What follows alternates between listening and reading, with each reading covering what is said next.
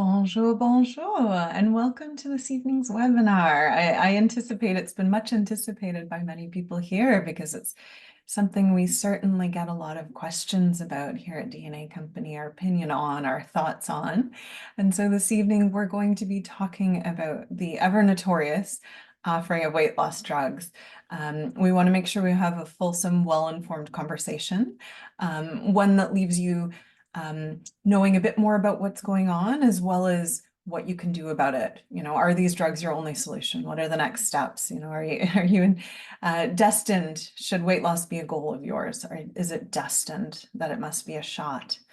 I'm joined by an incredible suite of panelists today that are very, very well informed, both on the pharmacology of what's going on in the world, to the clinical practice of what's going on in the space, as well as just general trends in medicine.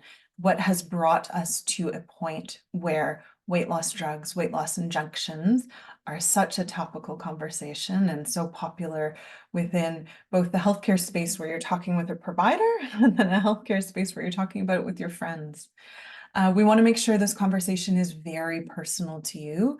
When we opened up the chat, when we were waiting for people to join, we offered a few polls. Really, we want to understand who we're speaking to tonight to make sure that we can really support your understanding, know where you're coming from, and speak to it so that you can leave with personalized information. So as I introduce our panelists, I really encourage you to offer us some answers to those polls so we can really consider the perspective you're coming at tonight's conversation with. With no further ado, I'm going to introduce our panel. While we do that, again, please do fill out the polls, as well as I really encourage you at the end of tonight's conversation, or at the end of kind of our general conversation, we're really going to emphasize time for questions and answers. So if you have questions and answers, that panel should be open right now, and you can put those questions and answers in, and it will guide not only what we're talking to you right now, but it will also additionally guide how much time we dedicate that to at the end. We want this time to serve you, to serve your understanding, to serve your health.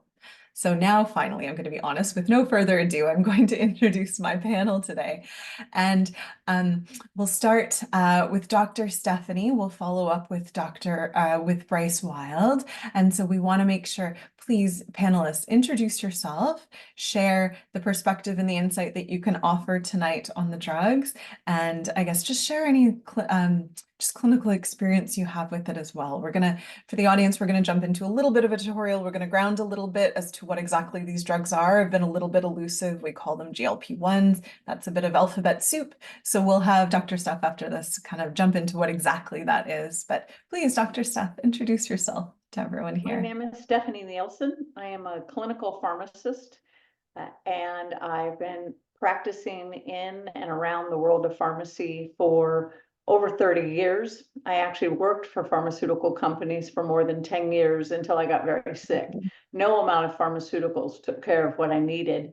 And I went back and got a board certification in clinical nutrition. So I have a naturopathic background, I have a Western medicine background, and a more natural background, and then put it together and have a private practice, and now work with the DNA company, because putting it all together, when you know your personal blueprint, and then you can use East, West, or some combination to make you your best you. So these drugs they've been around for over 20 years, but they've really taken off in the last 2 or 3. And I'm excited that we get to talk about them tonight.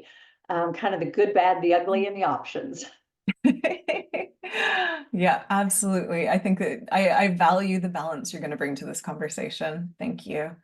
Bryce, why don't you introduce yourself to everyone here today? Yeah, it's a pleasure. Thanks so much. Well, as co-founder of the DNA company in clinical practice for almost 25 years now, my passion has always been personalized medicine. And in a very eclectic practice, I combine nutraceuticals through to vitamin mineral concoctions, through to the use when and if necessary, pharmaceuticals. We work in a very eclectic team, group of medical doctors, specialists, doctors of osteopathy, chiropractors, etc. So we are not of the belief that there is only one form of medicine. Is simply the best medicine given the individual. And when it comes to this particular topic, although the statistics are shocking, and I think that by and large, there's a lot we need to pay attention to when it comes to our environment, certainly our nutrition, drugs have a time and a place. There's just always also potentially for the majority, the alternative. And that's my stance. Yeah, I'll before I ask Dr. Steph to give us a little bit of context, I'll just introduce myself as well. My name is Dr. Krista Kosterman. I'm a naturopath with a background as well in computer science. And so I've always approached my medicine in a very integrative systems-based way. While I was trained as a naturopath, my first part of practice was within an integrative clinic, just like Bryce, insofar as I worked alongside an MD with the goal of understanding all the options, the Eastern, the Western options, and then aligning based on that person and what their life and what their abilities enabled, what was the best plan. And so very brain focused insofar as I like to evaluate all the research, understand all the options, but then very heart focused in that there's an awareness that if there's not a human alignment with the plan, it's not going to go very far. And I think that's a really important element of the conversation today, because for a lot of people, if the humanity of the plan that their provider is offering them doesn't resonate, doesn't work, a shot is a lot easier. So Dr. Steph, I wonder if you can start us off and talk a little bit about what are these shots? Kind of how did they come to be? What was the original, what was around 20 years ago, and how has it brought us to this point nowadays where everyone is scrambling for one of these things and there's shortages of these things? Well, the interesting thing is for, decades, weight loss has been about speeding up metabolism. So we've given stimulants to rev up, whether it's been thyroid medicine, whether it's been appetite suppressants, whether it's been, and that's more on the traditional pharmaceutical end, whether it's been concentrated green tea, ECGC. Weight loss is very individual, and there is no one diet that works for everyone. There is no one mechanism that works for everyone. That's why weight loss is such a huge, huge industry. And unfortunately, a lot of people gain and lose those same 10 or 20 pounds. Something will work for a while, they stick to it, they get to their goal, and then they stop, and then they'll go back to an old habit, a familiarity, or maybe they felt deprived, and so they want to release that deprivation and get back. The weight loss drugs that we're talking about, excuse me, Of course, are called GLP-1s, and that's a glucagon-like peptide. Now, this is not going to be a science lesson, but basically what it does is it stabilizes blood sugar. If you've been around the weight loss arena, if you've had weight loss issues, a lot of it is the selection of what makes your blood sugar go up or go down or stabilize. The reason these have become so effective is because they suppress appetite, they lower blood sugar, so the body goes, oh, I don't have to go into storage mode and pack on weight. So the weight starts to fall off, and they're only given once a week. A lot of people don't like to take pills. A lot of people don't want to take multiple pills or multiple times.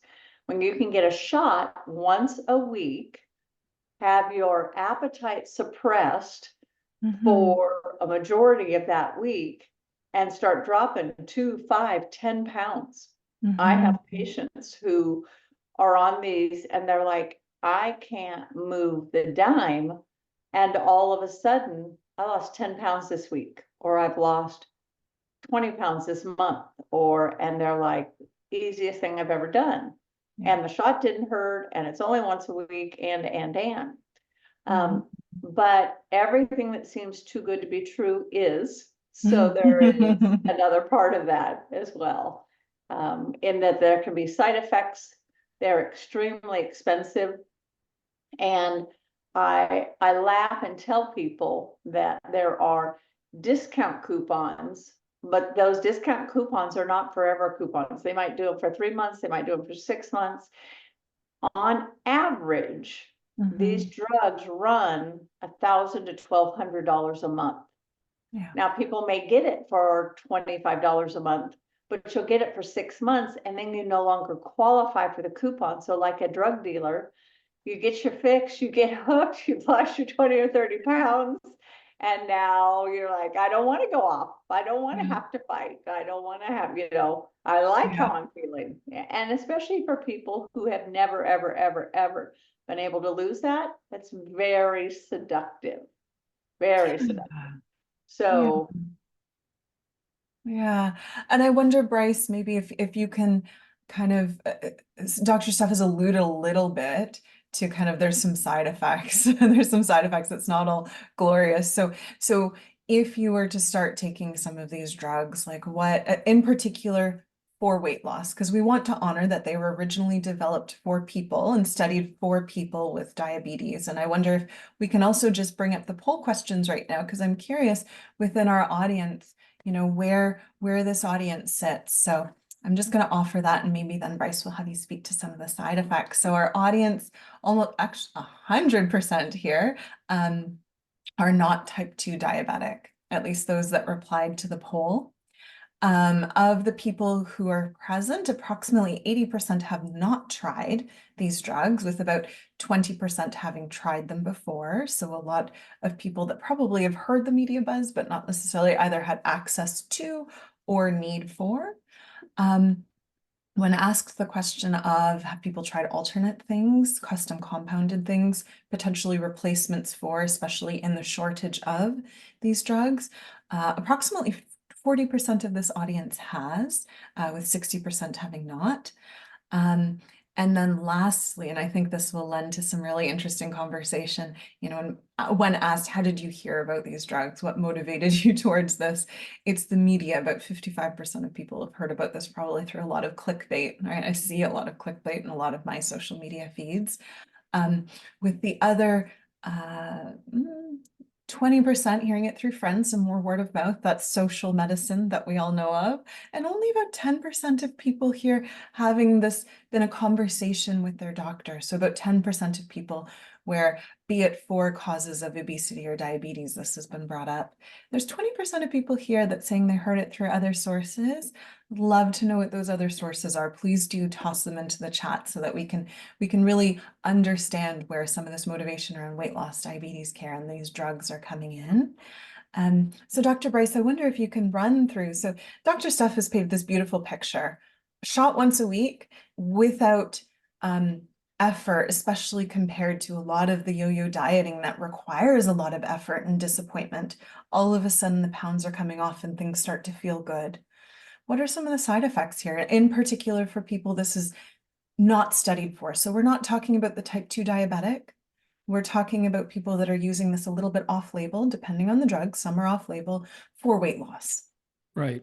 So, sort of build a case a little bit before I get into the side effects, because what are side effects at the end of the day? What we're talking about are unwanted effects from a drug.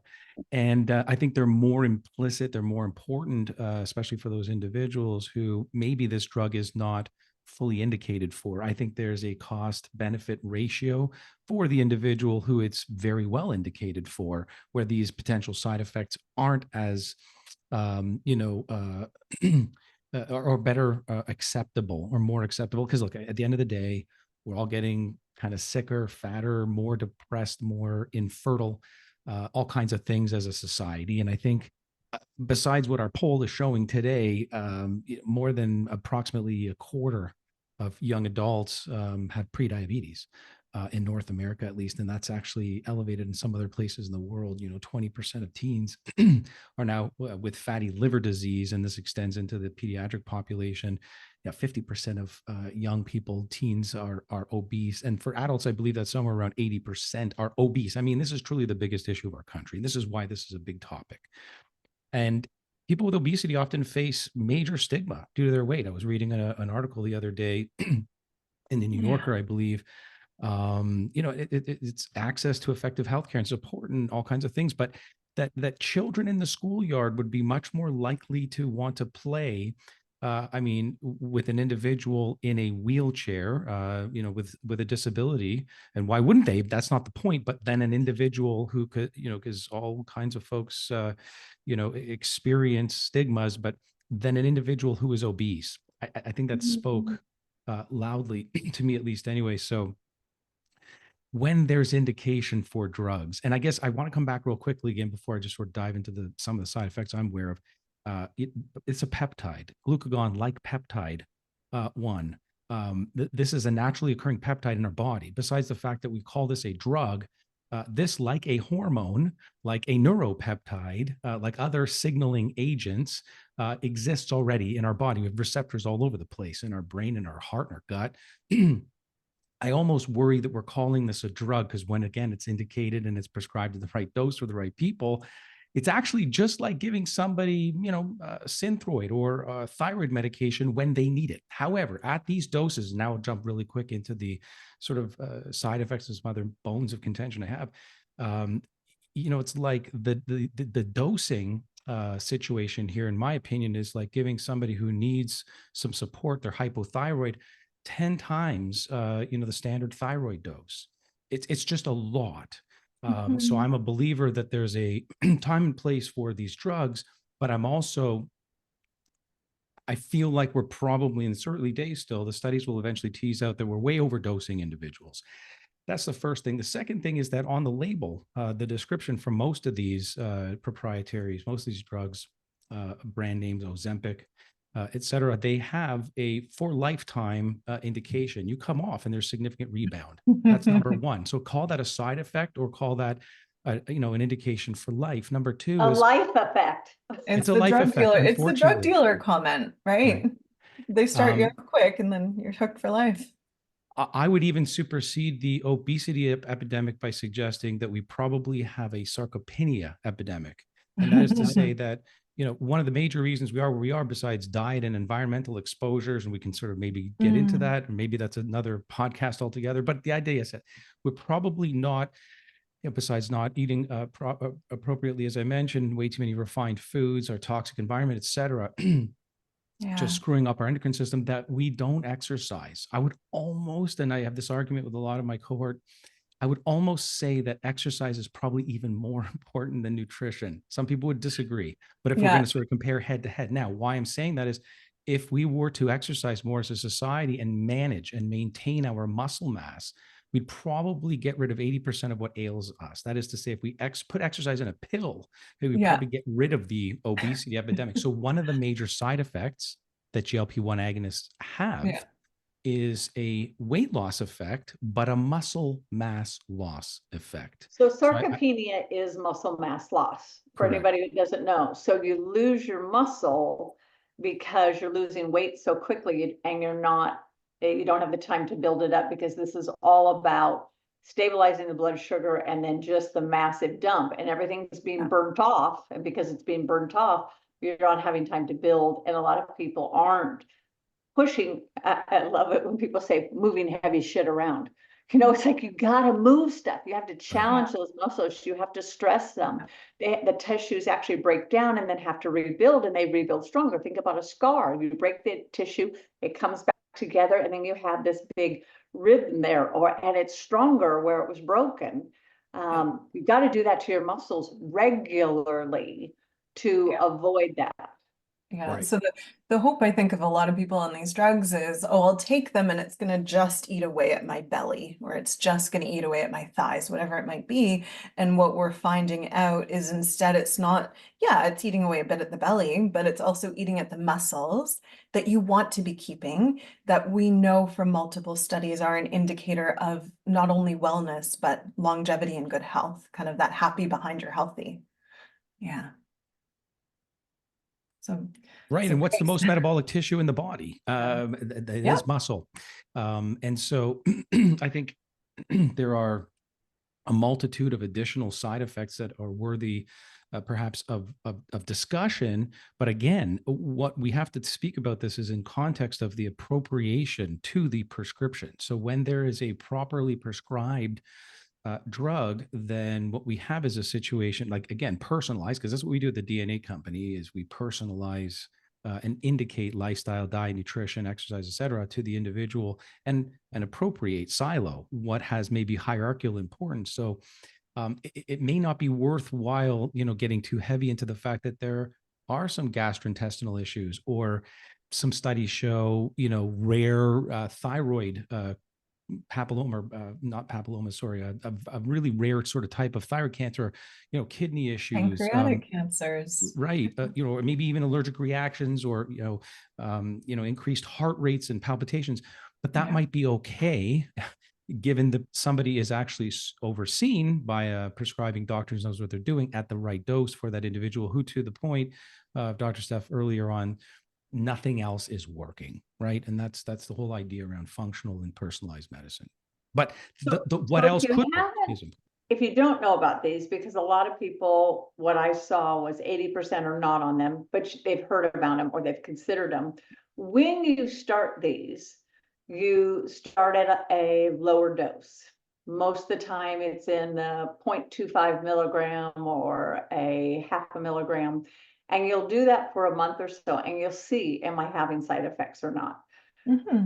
As Bryce said, this is a peptide. This is a naturally occurring substance in the body.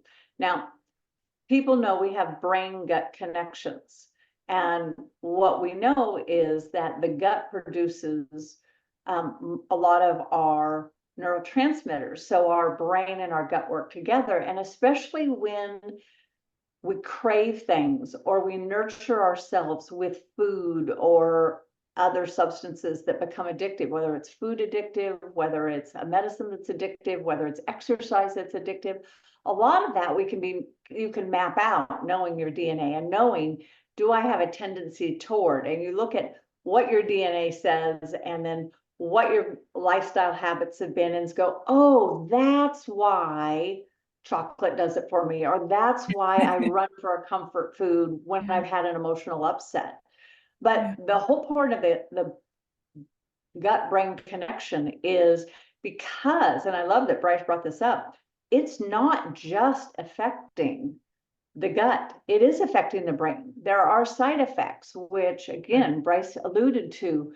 These are actually direct effects, but it's not the direct effect that it's marketed for. Be very clear that all of these side effects are direct. It's just you were sold one thing, sold quick and easy weight loss, quick and easy sugar stabilization, but this other stuff is coming with it too. There are people that have mood stuff where they just get angry or they get sad or they're just, and it might be a few days of taking their shot and they're like, oh. There's also a suicide warning on the box. There is. So no, we've got to understand when we're looking, is this right for you? Do you have mood stabilization issues? That may be an indicator that it may not be the best. Now, a lot of people think of the shot, we've alluded to the shot a lot, but there's also oral versions of this. Now, what I'll tell you is I don't see the quick and easy whole thing happen as easily with the orals as I do with the injectables, but the orals are easier to get on and off of than the injectable. And what happens is after you've taken your month or your 2 months and then you kind of plateau out, your prescriber will then go to the next level. Usually it's double what you've been on in the first couple months, and then it might be a quarter. So the interesting thing is a lot of people saw celebrities that could never lose weight, All of a sudden they come out and they're, and everybody's like, what diet are you on? I want to play. Well, so I've heard these referred to as skinny shots. And people are like, all of a sudden they're doing this. Well, just so that we're real clear, at $1,200 a month, You've got to have quite a pocketbook to do that. Rich and skinny. And there are other options between one, things that regulate what is your reason that weight has gone up. Is it the quality of what you're putting in? Because see, real food is the only thing that the body uses as fuel.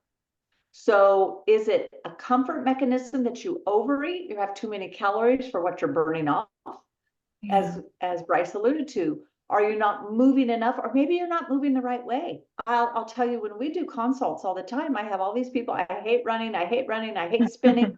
And I look at their DNA and I go, well, you shouldn't be doing that anyway. You need to be moving. You need to be weightlifting. And they're like, no wonder I've always hated it, and then they switch to, because this is in that whole hormone category, are your other hormones out of whack? Are you eating foods that are wrecking your hormones? Are you in a hormone category where your hormones are being suppressed, whether male or female, with hypogonadism or menopause? Or there's a lot to this for finding the right solution for you. Everyone should want to be in an ideal body mass index, which is known as BMI. These are really for people that are over a 30 or 31 BMI and have blood sugar dysregulation and. My biggest concern is when people have daily diarrhea or massive constipation, or I've seen a lot of gallbladder issues and a lot of pancreas issues, pancreatitis. And if you've never had pancreatitis, let me tell you, people wish they were dead rather than having pancreatitis. So it's like, okay, you're skinny, but miserable. Now, not everybody. There's a lot of people that are doing just great. But as Bryce said, these are actually, once your body gets used to it, there's a negative feedback cycle. Meaning your body goes, oh, I have so much of this around, I don't need to make my own. So it starts shutting that mechanism down and saying, I'll just wait for you to give it to me. So, I like to say I'm not against them, but I'm very selective on the people that I think that I want to use them, and not just let's hand out candy. And I'm certainly not all about the parties, skinny shop parties that people go to. They're eating, lots of cheese and crackers, drinking lots of wine. They'll get their shot and then they go home and lose 15 pounds that week. And they come back next week because their appetite's gone. They've had their one meal of the week. I wonder, because I think, if not these drugs, so if you don't fit kind of those criteria and you're not kind of, as Dr. Steph alluded to and Bryce has alluded to, there is a group of people this is absolutely appropriate for, should the provider say so. I wonder if we can shift a little bit more into the conversation of, well, then what? Because I think one thing, when I hear the stories of people who, struggle with obesity, who are flirting with kind of, maybe I could be on these drugs, but maybe not. A lot of the reason practitioners are ushering or hoping they'll go on to them with maybe not the most thorough workup is that to date, we as a medical community haven't really had a great answer to obesity, right? We know this has been on the increase since the 1950s. And if you go to your doctor, a lot of the time the advice is, well, stop eating and move more, which we know categorically isn't working, or else we wouldn't have this sort of diet industry. So I can really appreciate the struggle of someone who's sitting out there and saying, well, I've done that. I eat less and I've exercised more, but then I've kind of gone back to this weight and I don't know what to do. And this is easy. And doctors keep telling me just take a pill because pills fix everything. Where do we kind of go from there? In particular, since this has kind of been, to an extent, practitioners are enabling this kind of, let's use this pill to fix things because we don't know what else to do. What else to do? Bryce, Steph, where would you start with a question like that if someone came to you? I think we should start with Bryce because he's so brilliant. So I would say, okay, look, so we just talked about the, relatively serious black box warning of thyroid cancer and pancreatitis. And I'm Mhm. concerned about, as you alluded to earlier, Dr. Krista, is the mental health, issue, especially as it relates probably to the microbiome, but the gut-brain There's a connection, lot of evidence crucial to kind of serotonin. looking We at look at that. this at the DNA company, of course, the whole executive function. I think so much of the food conundrum, and that is to say, the obesity epidemic has, so much to do with the whole biochemistry behind addiction, because it's as seductive as crack cocaine for some people. So without addressing that, but sort of like a roundabout way of sort of coming to your question around, what for these other people, I have to sort of start by saying this is, again, by and large, the minority. What is scary to me is how society is approaching this now as a quick fix for the majority, including big pharma, for that matter. Big food, big agra is concerned. They've legitimately voiced their concern that this is dipping into their pockets of fast food. It's causing folks to eat less fast food. So, but this drug, and again, I don't even, it's a peptide. When it's used effectively, it's a peptide to mitigate and create some harmony in the individual that's really having a tough time, and that's a minority, having tried everything else. I'm not saying a lot of people don't have a hard time. I'm saying a lot of people have not tried the other things. And so that's where I'm sort of now roundabout. What are those other things? We talk about this all the time in functional medicine. And of course, we promote and tout it once we understand your individual genes at the DNA company. So processed food consumption, like high sugar intake, artificial additives, all these things are causing and wreaking havoc on our body. If we just got rid of that in our pantries, in our homes, stop buying it in the grocery store to begin with, you don't need it. Environmental toxins, some of these are hard to manage and get rid of, but these endocrine disruptors, get educated, okay, around some plastics and heavy metals, maybe get some testing. The sedentary lifestyle, I can talk about that all day long. If somebody says they exercise as a clinician, it's our duty to ask how much and how, because this is a story of weight bearing. We're meant to push, pull, jump, squat, and lift, walk, and run. And if we don't do these things on a daily for, by the way, let me tell you what the label says. Novo Nordisk or any, Eli Lilly, any of these labels say this drug has to be taken with, exercise, because they know what the side effects, as we talked about at the top, are going to be, and that's sarcopenia, muscle loss. Has to be taken with exercise and a healthy diet. Why aren't we trying that first? That's the point here. If it has to be taken in concert with a healthy diet and exercise, well, then let's try that first before we prescribe this. And let's not forget about the chronic stress factor, right? I mean, appropriate amounts of sleep, gut microbiome, all these things that we're addressing at the DNA company, nutrient imbalances or deficiencies. And then again, there are other drugs that may, and our herbs and nutraceuticals that may help with the insulin insensitivity of an individual, where this drug is really most, its stardom is starting to really appear. Addressing that, and even the fasting methodology, timed, fasting and so forth. So I'm not sure the majority of the population, full circle, has actually, the majority. I'm saying there is a minority, but this story is not about the minority. The story is about the majority who are jumping on the bandwagon, not realizing that these are very heavy doses of a very manipulative peptide hormone that already exists in our body that's going to cause significant rebound on the other end if they're not on this lifelong. That is really the conundrum and the paradox here.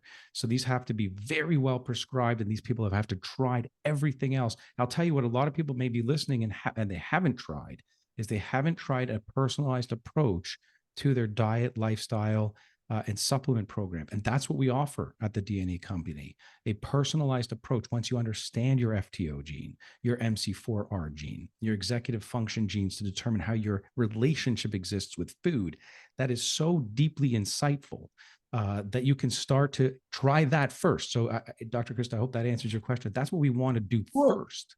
I think there's a tricky there, because I think your answer is great. I don't think there's anything wrong with your answer, and that's the ideal answer. But it's almost there needs to become more of an active role of the person seeking care, and unfortunately more of an active role insofar as finding other avenues outside of maybe their primary care doctor and their primary endocrinologist as to what are other perspectives and solutions. Because if you're going to your doctor and your doctor is saying either eat less or go in this drug, those are two options, but none of which you've really kind of captured here in the sense of let's understand you better as a person. So there's an element to an extent of finding the right doctor for you. It's not saying throw the doctor out. It's saying find the doctor who's very educated in functional medicine, right? And in ways outside of just eat less or take a drug, different ways that can support a person in their health. There's an element of the patient themselves needs to take some of this energy and effort on, which I'll be plain, kind of sucks. If you go to the doctor sick and then you don't get a good answer and you have to, as you're sick, right? If you're struggling with something, then kind of do the research outside of that. That plainly sucks, but it's I kind of like to call reality. this, Is that fair? absolutely. These are the 3 Ps. We're all about preventive, all right? We want to prevent disease before it happens. So, pound of cure, right? An ounce. Then there's the personalized component, right? That's what we feature at the DNA company. We're all about that. Through your DNA, how can we personalize or customize this to you? But the 3rd P that you just so eloquently described is participatory. This is how in my own patient pool I can actually identify if I have personalized and I have actually, entertained the idea of this patient's, all about prevention. They've proven to me, and there's a lot of metrics for that. The participatory aspect is what I'm talking about. If they really are participating in their own healthcare and they've made every effort and they've done diet journaling and they've sent me videos of themselves working out, and this has been a 2-way street, proactive, and they can't do it, well, then let's entertain the concept of this type of intervention. But until then, no. Until then, the idea is let's understand you, just as you described. Let's understand this is an N of 1 individual. And I think this starts, by the way, in utero. I think so much of our generation, the one we're looking at, even our generation on this panel, the exposure to toxins, the exposure to these endocrine disruptors. I mean, I think that we already are born onto this world, certainly this current generation, with this as a predisposition. Otherwise, how are we seeing not just food, and soda pop accounting for just 1 can a day, by the way, statistically, 30% of the obesity epidemic. But so, participatory. I'm so happy you brought that up, and it's not talked about enough. And that doesn't mean the ability to throw a pill down. It's all the hard stuff that we have to literally carve time out of our agendas to perform daily. Yeah. And I wonder, Dr. Steph, I know you talk often around food is part of that participation. The food you pick is part of that participation in life and care. And I wonder, so a big comment I hear around a lot of these GLP-1 drugs is it feels so easy. I don't have to think about it. And I wonder if you can speak to how the right food selection, once you've built those habits around knowing how to cook, knowing how to select, we'll kind of take away that learning curve because that can be nasty. But I wonder if you can speak to the fact that the proper food, aligned to you, can to an extent feed into that experience of, oh, I don't feel like I'm trying anymore. So I think food and environment go hand in hand. And I think there's a big historical component. If I could go back in time and study in school more selectively, knowing where my life was going, a big part of what I would have done in pharmacy, I studied pharmacocognizance, which is the history of all of the plants and how the plants medicinally became medicine. So foxglove became digitalis, which is a heart drug. Okay. Oh, I didn't realize that was part of the curriculum. Yeah, and that's Love why that. most of our drugs are actually coming out of the Amazon rainforest still, because there's still so many new things that they're doing. But they, instead of taking the whole, they then synthesize it and make it sliver. And that's when we get a lot of the side effects. A lot of the whole foods are more powerful than just a slice of things out. But if you go back and look at the history of food, when like my grandparents were around, the hardworking, everyday man and woman were very lean. My family were farmers. They were very brown. That's where the term redneck came from. They'd be out in the sun and their necks would be red, and they'd take their shirts off and they'd be ghost white. Okay. They'd be lean because they were moving and they were up at dawn and then down. And, so the people who were softer and heavier, the bankers, the people that sat at desks, were the wealthy people. So people said, I don't want to be brown and lean because that means I'm a working class. I want to be white collar, crisp and clean and sitting inside. Well, now, isn't it interesting how we've reversed? And we have a lot of people, because we have so many electronics, we have so much fast food. It's quick and easy to drive through, pick something up and get home because we're driving so far. People lived locally, they interact locally. Okay, our lifestyles have become so out of balance that stimulates our hormones to get out of balance. And I can tell you, as a child, I've never been hugely obese, but I was softer and plumper. So I was very skinny as a kid. Then I got sick with all sorts of allergies and immune problems, which was my gut disorder, okay, because I'm a celiac. I was eating all the wrong things for my body type. Then I developed cancer. I had cervical cancer because I had a yeast infection for 9 months straight because my microbiome was so out of whack. In fact, they would give me antibiotics more often than I would cycle. So I would have 2 weeks of being well, 2 weeks of getting sick, a round of antibiotics, 2 weeks of being well, 2 weeks of getting sick, a round of antibiotics. So I would have 9 to 10 rounds of antibiotics a year, which wrecked my microbiome because I would kill off the bad stuff, but you kill off the good stuff. They didn't know what else to do. They didn't know why I was sick. Nobody was doing DNA tests back then, okay? So interestingly, when no amount of drugs would take care of my cervical cancer, I had to change my diet. And when I learned to eliminate a lot of the starches, I don't have a good AMY1 gene, okay? When I learned that protein was my friend, any kind of protein, eggs, beef, chicken, fish, whatever, I thrive. My brain, my insulin levels would come in. So my blood sugar, instead of swinging up to 250 and then crashing, I was more hypoglycemic, so I was always the ditzy blonde. And it was because my blood sugar was so low. In fact, if people don't know, you kind of want between about 80 and 100 when you're waking up for a fasting blood sugar. You really don't want to get much above 150 postprandial, which means after a meal.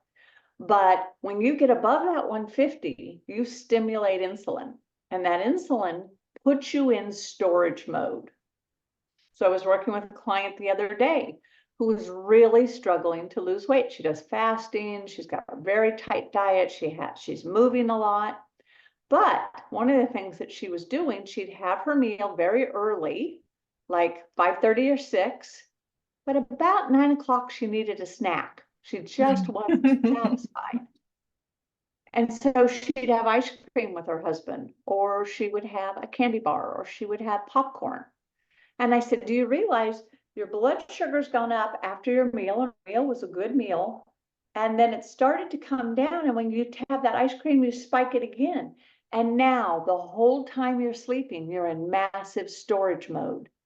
And she went, oh, because she didn't understand about timing her blood sugar or monitoring her blood sugar. So one of the things that I'm going to say is, if you wanted a relatively inexpensive way to see how your food is impacting you, you can buy over-the-counter $25, starter pack for a blood sugar monitor. It'll have a meter, it'll have some test strips, and it'll have a lancet. You poke your finger, you put a drop of blood on there. It's minor, no big deal, and all of a sudden it'll give you a number. Well, if your number in the morning is running 80, 90, 100, great. But after you eat a meal, if you're at 300, that's a problem because you just went in massive storage mode. Now, I know a lot of people say, I'm only eating once a day. And you may be dipping into that dizzy and and now you're in starvation mode, and your body is saying, don't release anything. So if you go from packing it on to don't releasing, you're not spending enough time in that burn mode to burn it out.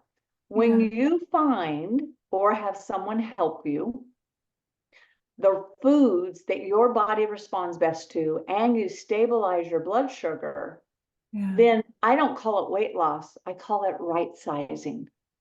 And I was always somebody I wanted to fit into a certain size. If it was a 4, or if it was a 6, We were raised goodness that way, gracious, right? heaven forbid I would find an 8. I wouldn't buy it because I'm not having a label that says 8. Silly, silly, silly.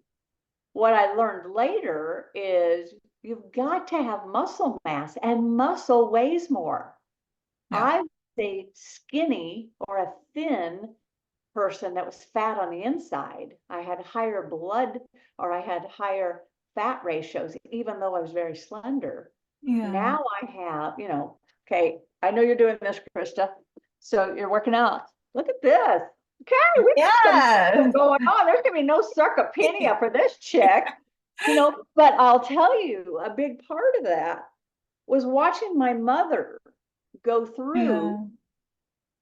not being able to stand up out of a chair, Yeah. needing assistance getting out of a car, not being able to get in certain vehicles. And I'm like, Mhm. I didn't realize that your hips and your thighs are the biggest muscles that you have to Yeah. maintain. And, now that my folks are almost 90 and they've got these toilets that sit up this high, and I'm like, what do you mean you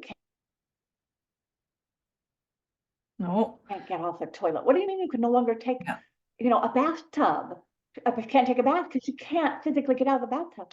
That limits the quality of your life to lose. And it's Yeah. like, okay, so we got to have the right diet. We've got to know our motivation, what triggers you or doesn't trigger you, Yeah. and what alternative mechanisms do we have? And then there are natural substances, and we can get into that. I've seen a couple of the questions, and I love that people Yeah. look at these answers. We'll have to do some of those. There are natural substances you can use. It doesn't have to be a prescription drug. And this is a good transition point. I do want to start jumping into the questions, but before that, I did see kind of an anonymous question come up in our Q&A, really to the point of, so what you're telling me, if not a drug, just eat well and exercise, because I've already heard that before. And I want to tease out a nuance, because I would offer, I can imagine how frustrating that advice would be if you're trying to lose weight and that's the advice you're always hearing, and you're like, but I've already tried that. One nuance that both Bryce and Dr. Steph here are offering is this element of further personalization. So for example, Dr. Steph talked about get a glucose monitor because you want to understand where your sugars are. That's not an element of just eat clean. That's an element of start learning your body better so you can feed it more appropriately so that naturally you get into a state where the body is happier, and to borrow Steph's words, right sizing, right? Or as Dr. Bryce has alluded to, movement needs to be part of this. We're not going to get away from that, but there could be an element of better understanding what sort of exercise does your body best resonate with, right? And so, yes, if you're to kind of take away some of this advice, of course, it's very much, along the lines of move and eat better. But the trick here and what will get you to that point where you want to go is really understanding your body, the DNA that founds how it functions, as well as its responses to the world that are going to kind of shortcut and get you quicker on that path where these sorts of advice actually comes home to you, right? Makes sense to Yeah. your body. And it's not something you're fighting and becomes this exhausting thing, right? We want to be healthy so that we can be happy, right? We don't want to be healthy just for the sake of being healthy. Yeah. Yeah, and And I'd like statistically, to add to that. If you've heard diet and exercise, and you're like, roll your eyes. Okay, I've done that. How about hormones? How about environmental toxins? Yeah. How about, do you detox? Are your heavy metals, Mhm. or just your minerals in balance or out of balance? There is more to personalized medicine, or more to weight loss and the investigation of personalized weight loss than just move and eat less. Okay, and Yeah. I agree. Blood sugar stabilization, detoxification, microbiome. I mean, they're all of those things combined. like Bryce Yeah. and both Krista were saying, Yeah. are vitally important. How much of that have you looked at? And then Mhm. we can dig deeper from there. And I think it would add to that. I mean, besides that, we all agree on knowing, your DNA to further personalize, knowing your numbers is what we're talking about, knowing where your blood sugar sits on a daily basis. Is it your Mhm. thyroid? Is it your hormones? But I've helped thousands of people in the weight loss journey. And I can tell you, if you don't really know your physical numbers properly on that journey, particularly the first 3 months, you will give up in frustration. And most people don't. And here's what the most important number is to know. It is your fat tissue versus your muscle mass versus your otherwise water compartmentalization and cell compartmentalization. I think we should abolish BMI. I think we should not look at the scale. I think people should learn the concept of DEXA, DEXA analysis, which they may want to do 2, 3, 4 times a year, every quarter on their weight loss journey, or at the very least, bioimpedance analysis. These numbers will give you your muscle versus your fat versus the other stuff. And here's why. Once you start eating healthy and you do start exercising, the very first thing that happens, if you're doing it correctly, is an increase on the scale. I don't care where your hormones are at. You are increasing your body mass because you're gaining more muscle. And as you referred to earlier, Dr. Steph, muscle weighs more per space that it occupies. So you might feel like your jeans are fitting better, but you're weighing more on the scale. That's very frustrating for some people. They're just like, oh, hell with it. Nothing's working. I'm going back to the Haagen-Dazs and I'm looking for an easier fix. So no, I'm sorry. When you're doing it properly, under the guidance, the participatory factor we talked about earlier, understanding your individualization, there's a fraction, small, very, I don't want to pretend to know what that percentage of the population is, but such a small percent of our population that actually needs this drug intervention versus who's getting it prescribed. And again, that's the big paradox here. 30%, obesity statistics. Obesity, now there's something called super obese. I mean, 30% of the population does not need this drug. I don't care how frustrated you may be. I'm sorry. I have feelings for everybody, very empathetic as a clinician, but I can guarantee you, knowing your numbers, getting into this journey is as a personalized and participatory fashion, by knowing your numbers, that's a huge part of it, you will have success. There's other things, by the way, and I think there's even a question in the lineup that asks about insulin management and management of metabolic syndrome, pre-diabetes. There's so much help out there. Mhm. You go collect $200 and start with Ozempic. There's other solutions within the realm of managing insulin. Mhm. Bryce, you said because we were talking a little bit about nutrition, that you would bet that exercise is more important than nutrition. Now, I am a nutritionist. I am a clinical nutritionist. I am board certified clinical nutritionist. So nutrition saved my life. However, one of the things you will look at longevity studies, if you look at the blue zones, and if you look at a lot of people who have lived even 80s, 90s, 100, first of all, they're not fat. You don't live to be 80 and be fat. That's one thing. Yep. So second thing is, some of them smoke and drink and have their soda, but they move. They have muscle mass like you would not believe. And the clinicals that I have read about muscle mass, I have had to open my mind and go, girl, you need to push more heavy shit around. So I have started kidding. Yes, ma'am. What's really interesting about those yes, areas? I'm eating great, but I don't have the lean muscle mass. I used to have 18%. I felt my best at 18%. Now I'm up in like the mid to higher 20s. I don't want to be in mid to higher 20s, not to be lean. And again, fighting that scale, I would look at the scale and I would go, oh my God, I've got up 3 pounds, because I've spent so much of the life keeping that down. But again, muscle wasting and now I've had to throw the scale away and go, how I look, how I feel, but no, the numbers. When people look at their cholesterol and they look at their triglycerides and all of that, triglycerides, I'll give you a clue. Triglycerides are 100% linked to your sugar in your diet. And people say, I have no sugar, but you're eating bread and pasta, and you've got hidden sugar, lots of fruit, yogurt, processed yogurt. If your triglycerides are high, knock your sugar out. I took a client that had 750 in their triglycerides down to 60 in 3 months by identifying hidden sugars.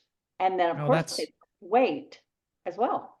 that's the hidden and notorious problem. I mean, yogurt per teaspoon is 1.5 times more sugar than a can of pop, standard soda pop. And to your Yeah. point, triglycerides, it's like a piece of white bread with, margarine and sugar on top of it. One of the worst things to be floating around in excess in your body. But I think pound for pound, if you will, excuse the pun, if we were to look at diet, and even the centenarians, and by the way, one of the reasons why they're so lean and trim is because they do walk or bike They virtually walk and everywhere. move, and they move. And by the way, their topography is undulated. So if you really look at their metrics, their Meaning it's thighs, hilly. Bryce yeah, uses fancy words. I love it. their thighs are on average a lot wider and thicker and more muscular than the average population. And muscle, of course, is the metabolic tissue of the body.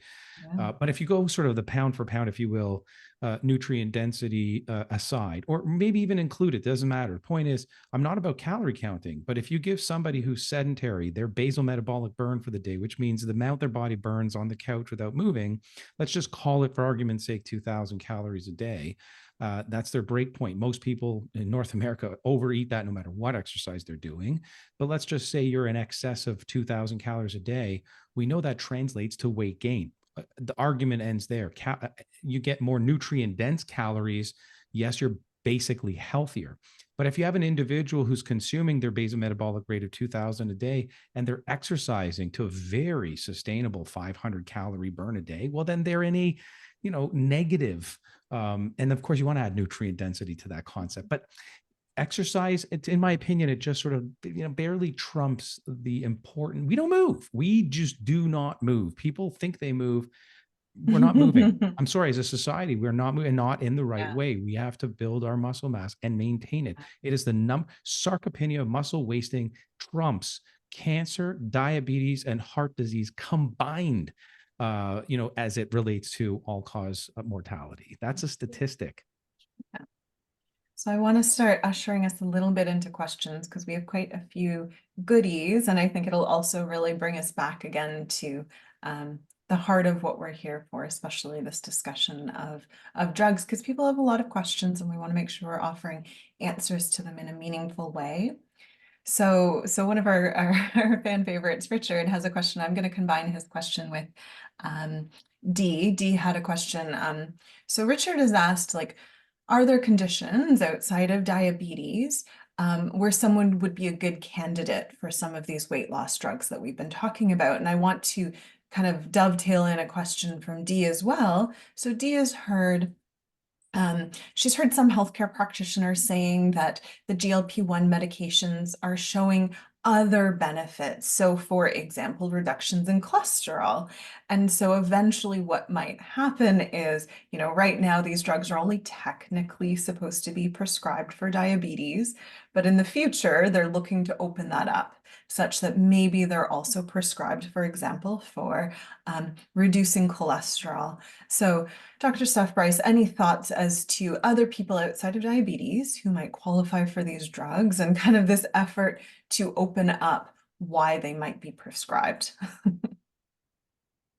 Well, I think the thing that you see here is it gets all back to blood sugar stabilization. So any metabolic disorder, metabolic syndrome, PCOS, any metabolic issue where blood sugar is out of control is where these optimize. When blood sugar is out of control, then you tend to have diabetes. You tend to also have heart issues.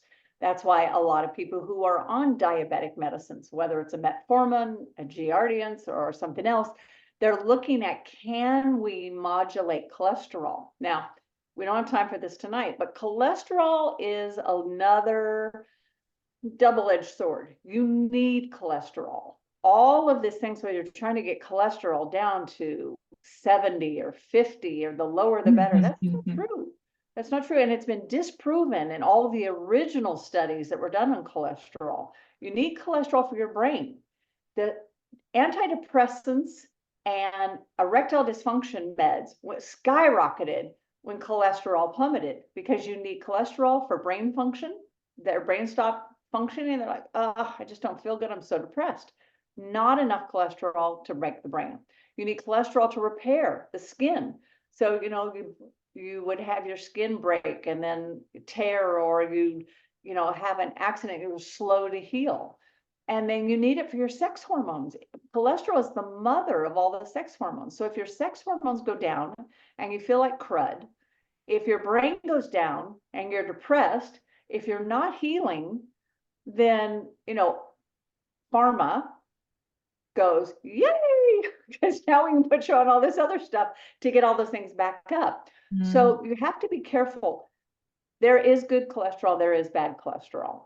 There is sticky cholesterol and there is slippery. You want slippery. The higher the number is not necessarily the horrible thing. When I was in pharmacy school and in pre-med, 240, 260, 300 was normal. And in the studies that were done, they brought it down. There were contributions to the American Heart Association from pharma, and brought it down to the 240, then brought it down to 200, now 180. Those original studies were disproven because they said, look, everybody with the high cholesterol is going to have problems. I know people in my practice that have 270, 320, 360, and have actually had heart caths because they had chest pain and their arteries were clear, because the chest pain came from a panic attack and some GI issues. So just because you have a high cholesterol does not mean. Now, I have a very, very highly respected colleague who is a cardiologist, one of the premier cardiologists in the world. He still likes statins to modulate cholesterol, but there's a ton of cardiologists who don't, and he uses a minimum.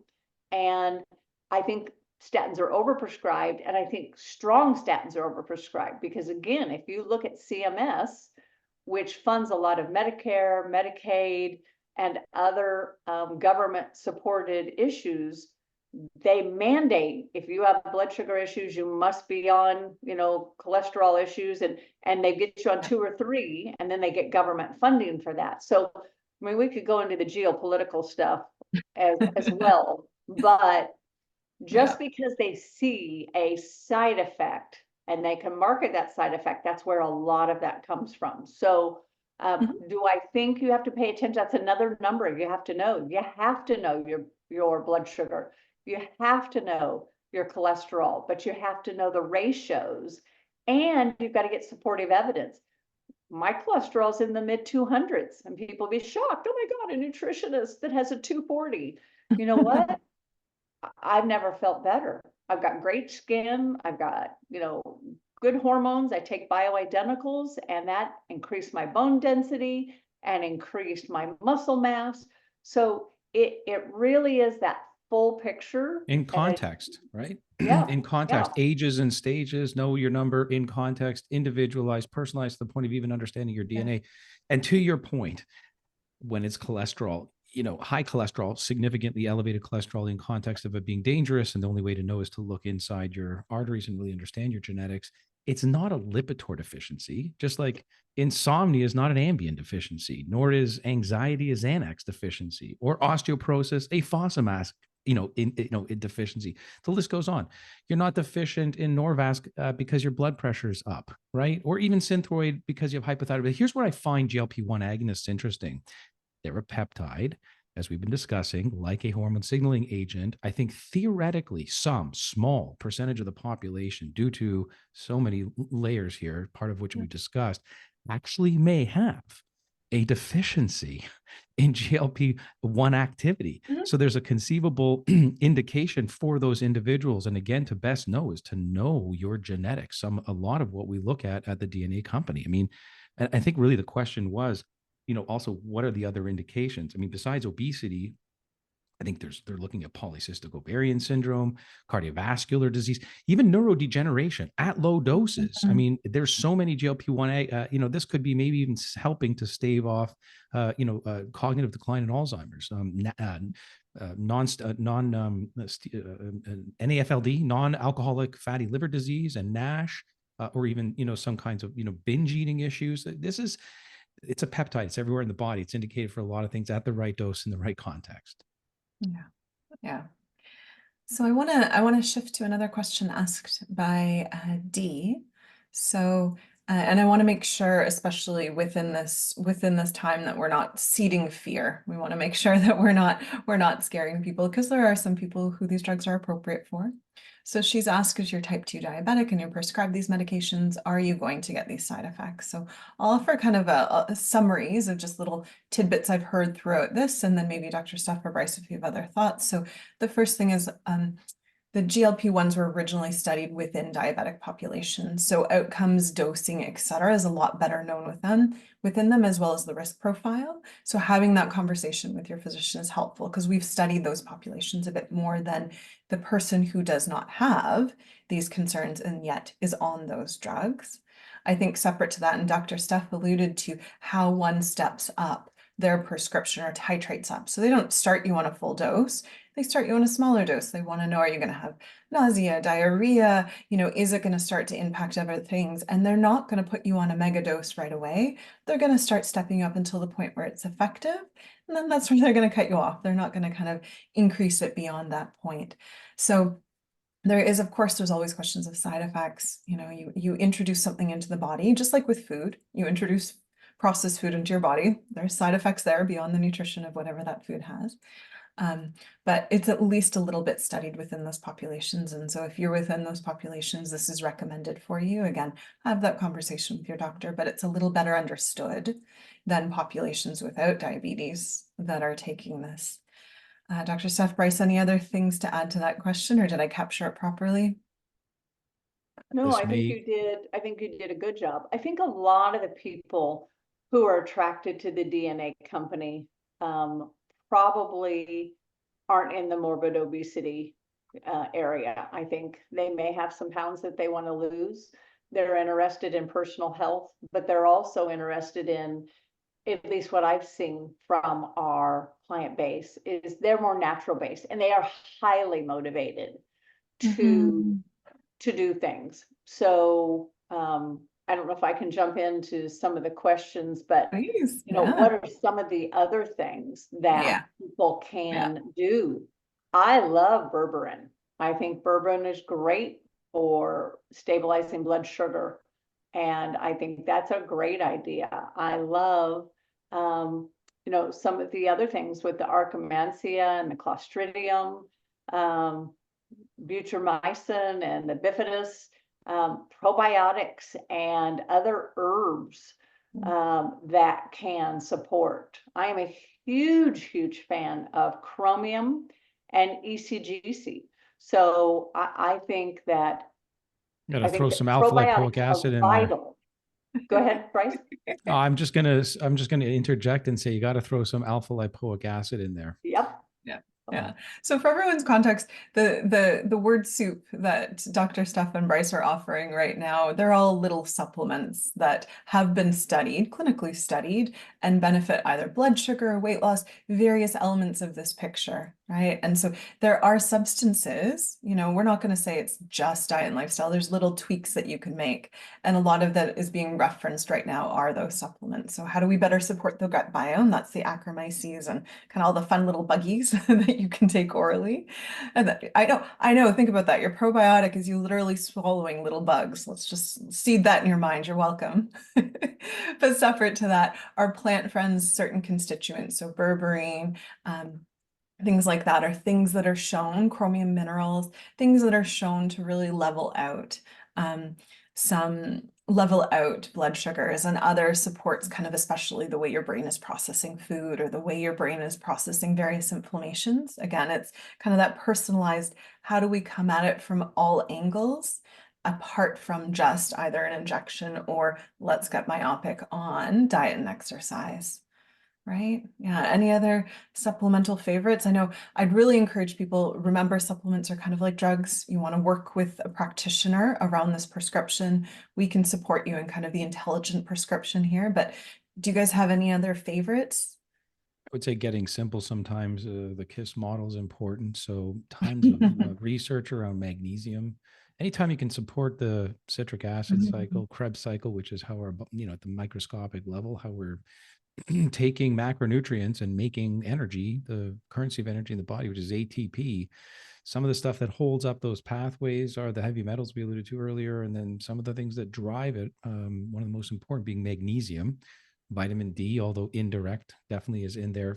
Fiber, I just have to add that. It's not really a nutrient or a micronutrient, but fiber, particularly soluble fiber, particularly FODMAP favorable soluble fiber, if we're going to get really technical, fibers that are out there that are, transparent and translucent. You can mix them into water and they disappear. They're tasteless, odorless. Those fibers are prebiotics. They feed the good bacteria in the gut, like the Akkermansias and so forth, where again, good gut integrity, that is to say, managing against sort of leakiness or hyperpermeability of the gut, which a lot of the refined foods and high sugar diets cause, is what's going to also help to maintain blood sugar and manage your neurotransmitter levels and feel good hormones, and it just cascades outwards. So soluble fiber, I think we're deficient. We are deficient as a population. So consuming fiber, particularly supplemental fiber, in the range of 5 to 10 grams prior to a meal. The Japanese have this saying, harahachibu, which is eat until you're 80% full. Most of us have no clue what that means physiologically, that sensation. Maybe you have, a small plate, but satiety and appetite is so dysregulated, furthermore, from genes like MC4R and FTO and so forth that we study at the DNA company.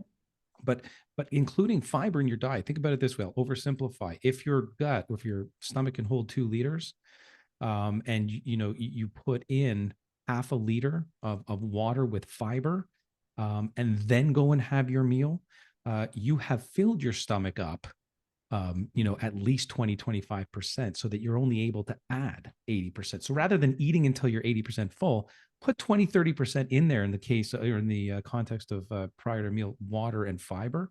Do the body, that good of balancing the sugar levels in the diet, because that's what fiber helps to do.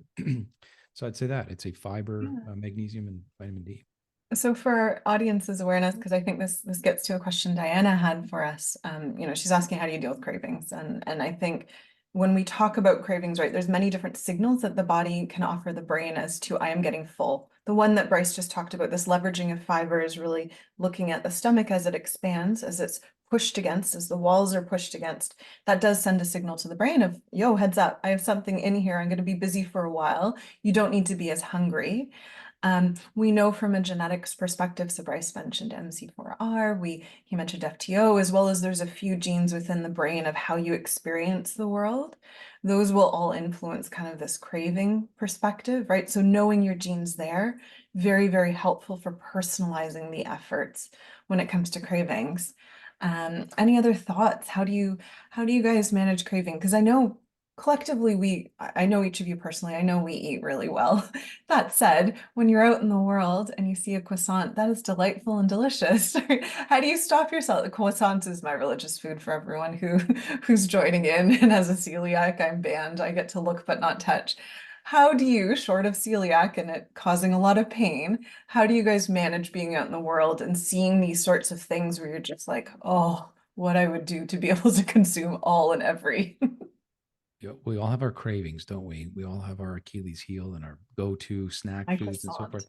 I'll tell you what, the way I deal with my cravings best, and I think most people out there don't realize this is probably one of the best ways to deal with cravings, is to make sure you get the necessary amount of sleep. It is like the number one, it's not even a hack. We are so sleep deprived as well and stressed as a population. Our bodies just naturally go when we're into that situation, lack of sleep, and stress. We naturally just sort of fill the gaps with carbohydrates. That's just what we do, and our bodies are evolved to work that way. So I know that it's not just the hours I clock on the pillow, it is the quality and depth of sleep that I get and need to have, and my genes dictate that I need that avoid me eating the wrong things and having those cravings. That's for sure. Yeah. Well, and for me, 2 things. What creates satiety is my favorite hormone, cholecystokinin. I just love how it rolls off my tongue. I can barely pronounce that. Good for you. Is only produced by fat and protein. So I use keto treats, keto bombs, that I will make a coconut oil or, some type of something that it has maybe a fruit flavor or an almond butter or peanut butter with a very dark chocolate. And it's a very small truffle, and I keep them frozen. Maybe it has a nut in it. And that allows me to have a single bite. Maybe I'm looking at 60 or 100 calories, but I have the whole mouth effect. I have the whole, it tastes sweet. I have the whole, oh my gosh. Now, if I don't want to actually have something like that, I will use a inositol powder. A inositol is kind of in the bee family, but it is like a fat soluble where other bees are all water soluble. I take that, it looks like powdered sugar. I will put that on my tongue and I will suck that. And if I suck that, knocked my cravings out. And it Just tastes like, pretty sweet too. huh? It tastes pretty sweet It too. is very sweet. It is like Yeah. having powdered sugar. So you take this teaspoon and you suck on it.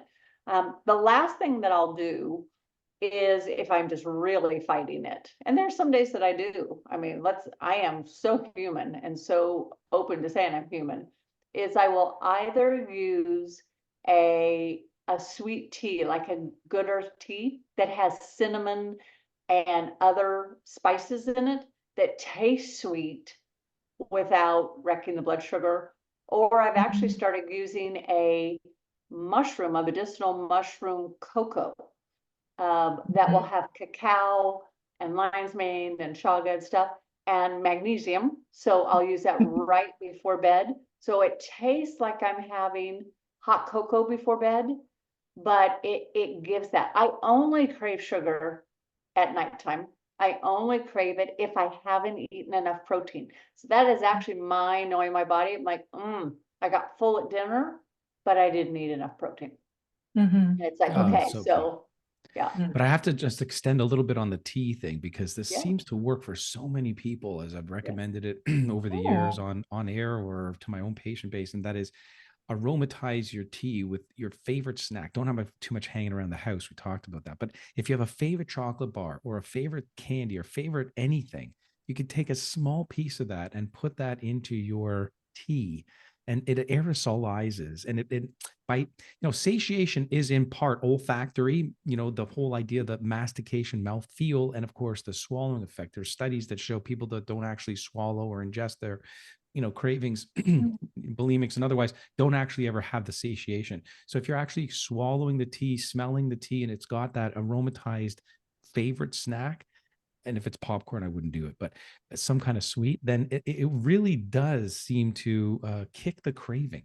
But to your point, yes, protein, I would agree, is, we undereat protein. A lot of the recent studies to manage good weight and muscle mass, by the way, is more like, half a gram to 1 gram per pound of body weight versus the, old rhetoric of half a gram per kilogram. So we're almost up to 2 or 3 times the amount that we need to be consuming as protein. If anyone here listening did one thing, like seriously, just one takeaway, you're not going to exercise more, you're not going to do any, if you ate your diet to your proximate caloric requirements, but as protein 2 to 3 times the amount that you're currently doing, like, you're going to see the weight start to melt off, probably as effectively, by the way, as well, this is why the carnivore diets are so hot right now. This is why the primal diets are so hot, because you get back to a lot more protein and picking your carbs real selectively and leaning out anything in a package, and they're making tremendous. I mean, bottom line is Oh, that's an opportunity for me is 24. I went paleo and I'm 60 now, and I'm in the same size I were in high school, because that's where my body right sizes. Now even though I'm the same weight or I'm the same size, I have to look to going back to Bryce's point, I have to look at my fat ratio versus my muscle ratio. I do have to work harder. I do have to do more to maintain that muscle mass, but I know longevity, I used to want to live to be 100, 105. It's like I wanted to have that little piece of paper that says you made it to 100. Congratulations. No more. I want quality, not quantity. I want healthy, vibrant brain, vibrant life, vibrant muscles, and then if I drop at 87, no problem, because I want to live full out till I do that. But I refuse to have chronic disease. I refuse to be imp around. I refuse to have a medicine bottle for every decade that I am old, which is what pharma wants you to have and what has become. I see people 60 have 6, 8, 10, 12 medicines. Yeah. I have patients who spend as much on their medicines as they do on their rent. And so 50% of their income is medicine, 50% of their income is rent, and they have nothing left in between. And it breaks my heart. And I won't go there. And that is a personal decision, a personal commitment. And I know, because of all the diets I've tried, because of all the lab tests I've taken, and now knowing my DNA, oh my gosh, if I gave somebody one piece of advice, it's like, get your DNA done early so you don't have to experiment your whole life. You've got your blueprint, you just get it done, Yeah. All right, there's two questions lingering in our question section. I just want to honor both before we close off our session. So first is Diane with an E. So Diane with an E, and I know where this is kind of going to be going in the sense of talk to your doctor, but she's saying she's on an aromatase inhibitor and some thyroid meds. She's doing the lifestyle things insofar as she's gone organic. She does some intermittent fasting. She's careful about the sugars, and yet she's still struggling to control blood sugar. Her blood sugar monitor is going off in the middle of the night. She needs some knee surgery, so exercise and kind of the movement options to get some of the blood sugar out isn't really an option for her. She still remains, or she's from a long line of heavy German women. So she's asking, is kind of GLP the last hold for her? Any other thoughts in regards to support fashions there? And again, Diane, we're going to qualify this by do talk to your provider. We're not offering medical advice, but kind of any other thoughts from a diet and lifestyle perspective before Diane explores the drug there that for her. Well, like any drug, I mean, aromatase inhibitors, certain thyroid medications interact with all kinds of other medications, including GLP-1s.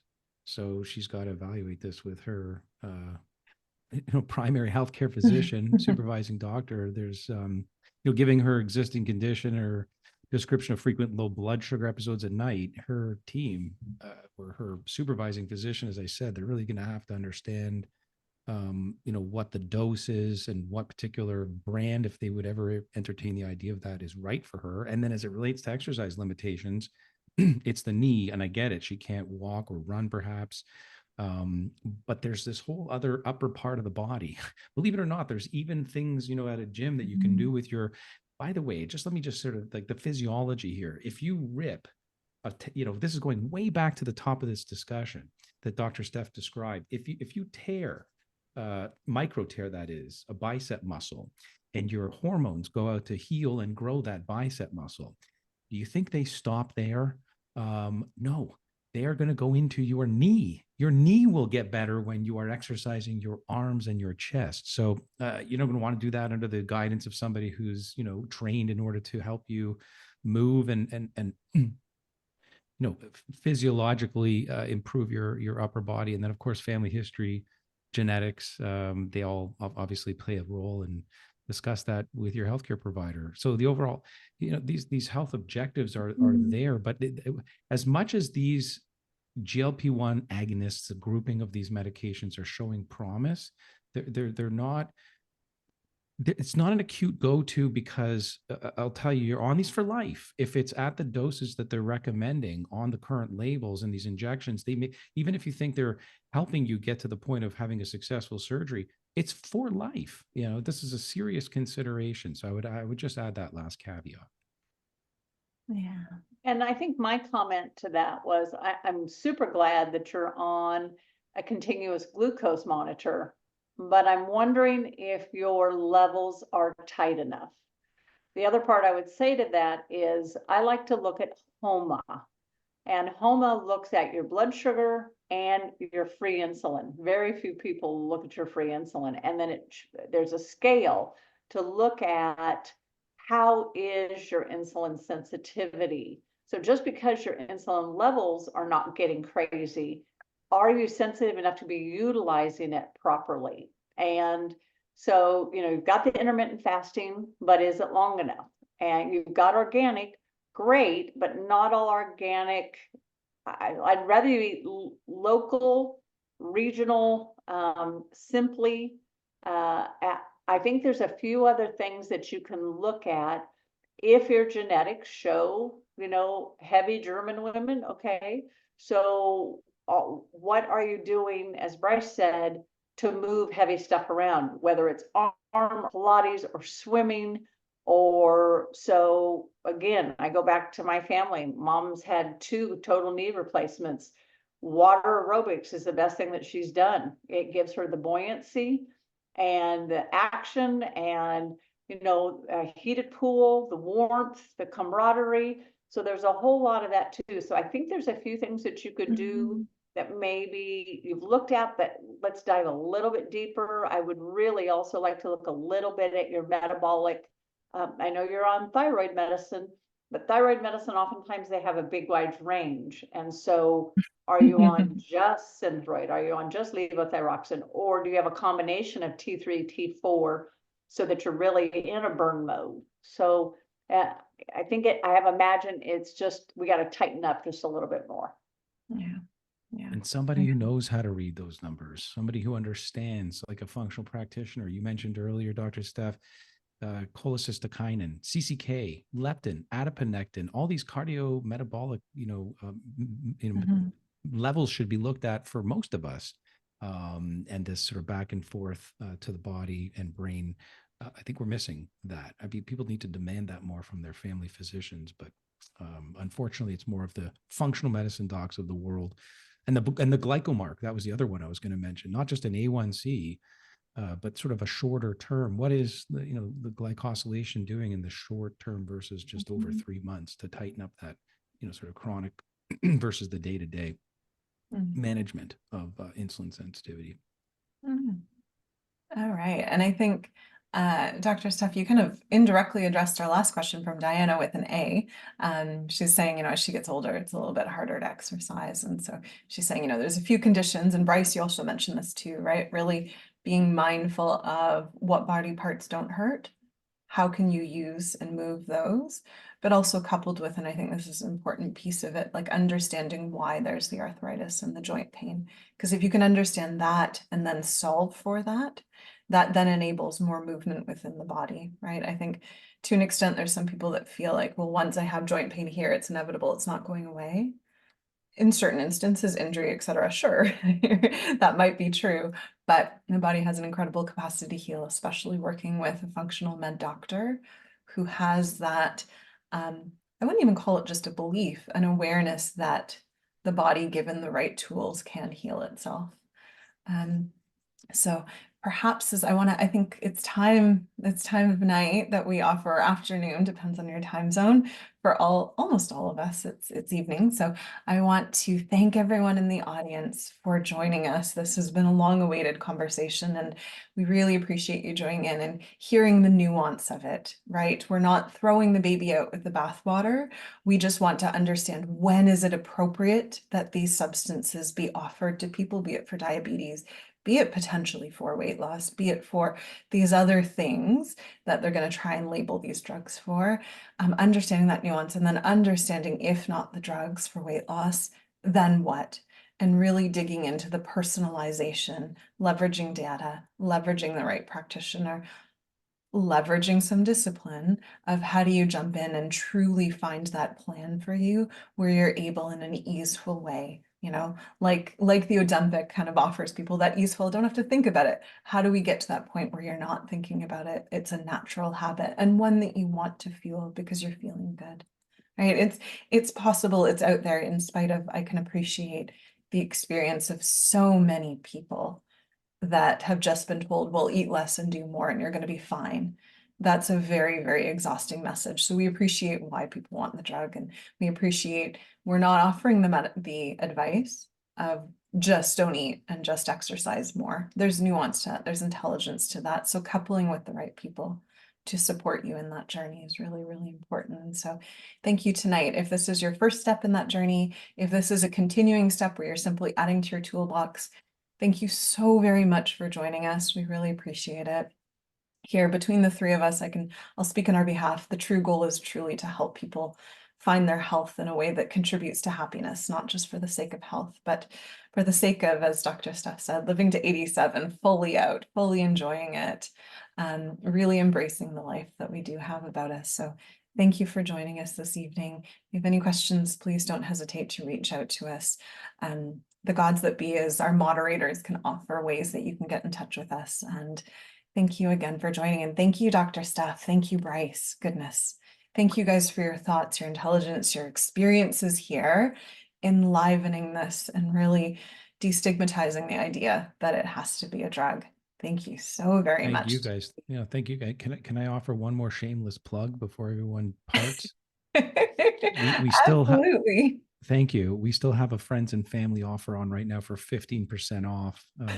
There are all kinds of test Okay. options, not just the DNA 360, which is what we've really been alluding to all night, but also DNA aging, which is a method clock looking at how long you might be living now versus calendar versus biologic. So to our points and Dr. Steph's point, like how much can you sort of extend that in optimal shape and form, pharmacogenomics, and of course the gut 360. And the code is spring 15, all caps 15, spring 15 at checkout. Don't miss the opportunity to get your playbook, your instruction manual to determine whether or not, again, things like these types of medications are right for you and what might be just as good or better. Thanks, guys. Yeah. Thanks, everyone. Au revoir. Au revoir. Good night.